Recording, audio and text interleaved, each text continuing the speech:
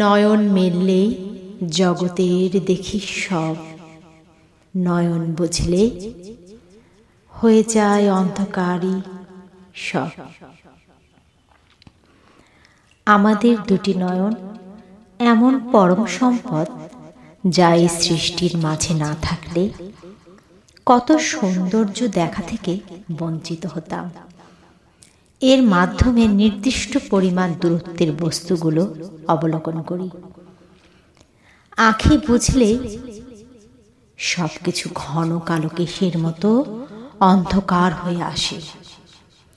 নির্দিষ্ট দূরত্বের বাইরে বিশ্ব ব্রহ্মাণ্ডে কত কিছু আছে যা দৃষ্টির অগোচরেই থেকে যায়।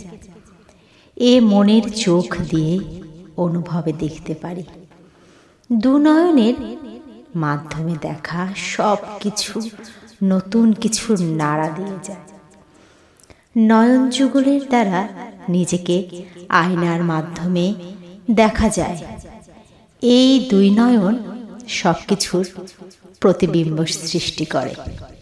কোনো কিছু দুই নয়ন ভরে দেখার আনন্দটা সত্যি কোনো ভাষায় প্রকাশ করা যায় না।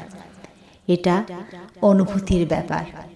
সৃষ্টিকর্তার দেওয়া এই পরম সম্পদ দিয়ে অনেক কিছু দেখতে পাই এই জগতে, কিন্তু সৃষ্টিকর্তাকে অনুভব করার জন্য চোখ দুটি বুঝে নিজের মধ্যে অনুভব করতে হয়।